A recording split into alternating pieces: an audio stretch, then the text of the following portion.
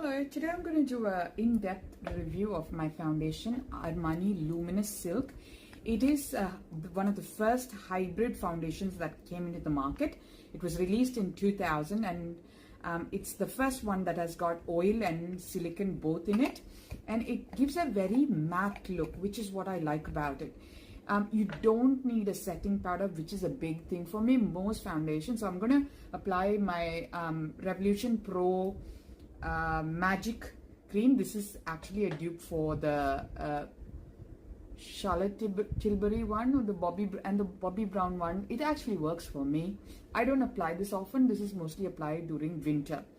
Mostly I rely on my Neutrogena Hydro Boost Hyaluronic Acid Night Cream, which is lighter for my skin.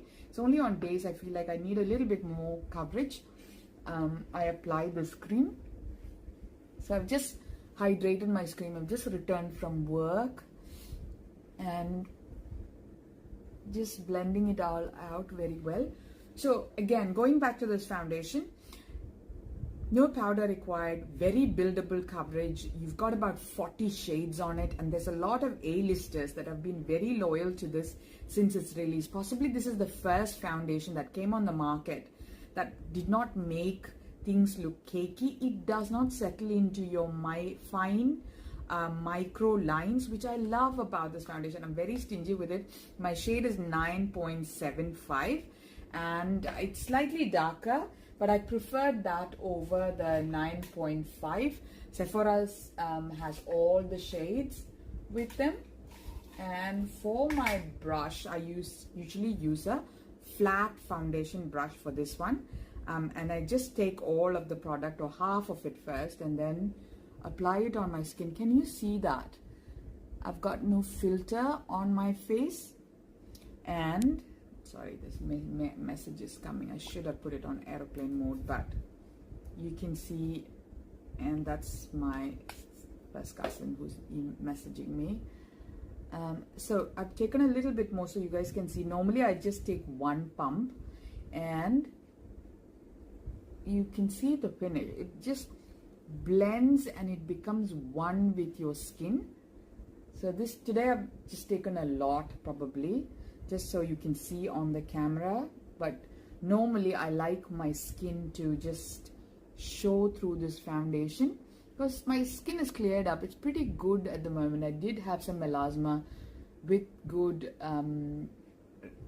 consistent application of niacinamide and arbutin and tranexamic acid. It has really calmed down. Can you see the finish of that foundation? So it does not need powder, so you can build it up. Say I just want to build it up in the middle of my face, I can always do that. Because it's got such a good finish, I tend to not use concealer at all. One of the new concealers, when talking about concealers that has come to the market, is the one from Gucci. I tried it on. It was so beautiful. But it was really pricey, and I was feeling guilty because I have so many concealers and I didn't want to buy another one because I have no occasions coming where I needed that sort of a look, and I'm happy with my current concealers. So can you see that? That is my skin. There's no filter. The pores you can hardly see. I've not applied any pore primers, but this just looks, there's a little bit of shadow that I usually have on my face that's disappeared. So I'm going to with my Armani Luminous Silk concealer blush in the shade 31. So should I apply some bronzer? So liquid bronzer from NP Cosmetics. By now you know this is my favorite, and I am just going to take that on this kabuki brush. This is more like a dense brush, not a kabuki brush, more like a dense brush, which is good for blushes and bronzers. And because this is a bronzer, I'm going a bit higher. I haven't contoured my face because I like the dimensions of the foundation to come through. Often in summers I do apply a bit on my nose as well. So that's all the bronzer I would apply. Then I am going to apply my Armani Luminous Silk blush. Oh, I love this blush. It's beautiful on medium to dark skin. It just brightens your face. Now, I've also have a bit of a crazy lipstick as well. I've had it for a while, but I've never worn it anywhere. What better place to try it than with you guys? So that is my beautiful Armani blush, and just like the foundation, this is buildable as well. I probably won't go too crazy on it because I have a crazy lip happening.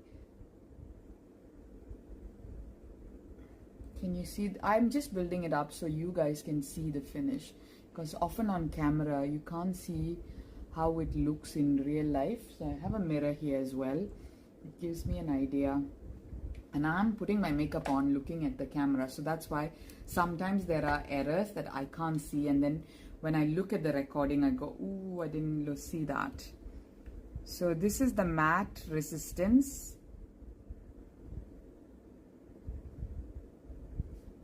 in the shade, this is from L'Oreal, and the shade 300 Sunbathing. Basically it's orange.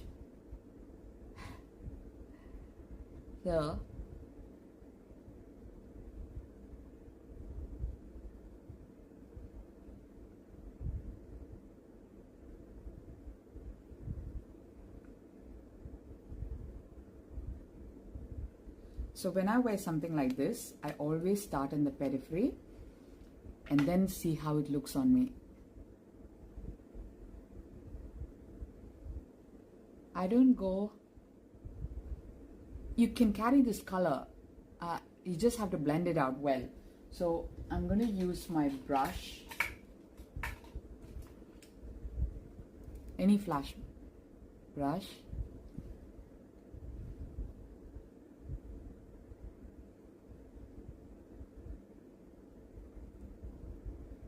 When I was growing up, these colors were taboo for my skin.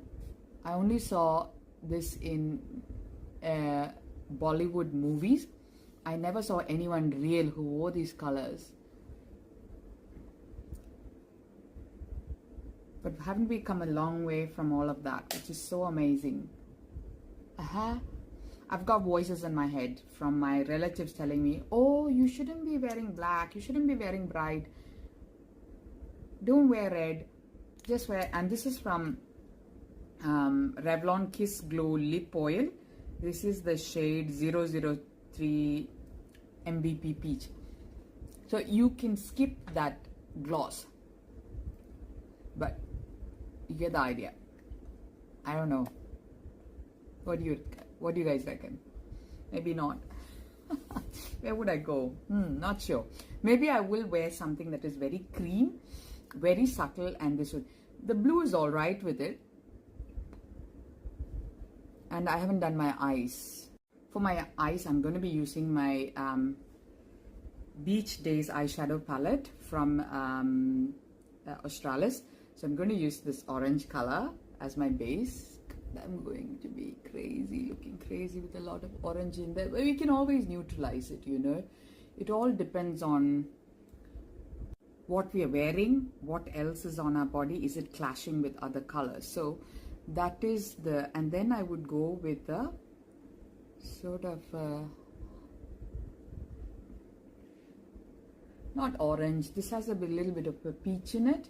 Too much of orange might be a bit too much, so I'm just neutralizing the color with a bit of peach and gold. This is a peach and gold color. Can you see that? I love this palette. This is my favorite palette of all times. And so I'm going to do a wear test.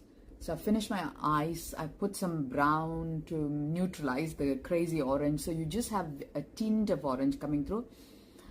Lipstick, I'm still not sure about, but I'm going to do a wear test of all of this. And I will come back maybe in 8 hours to see how this goes. And then you guys can tell me if it's worth it. But the foundation, I have not powdered my face. I've not put a concealer. You can see under my eyes. The pores hardly there.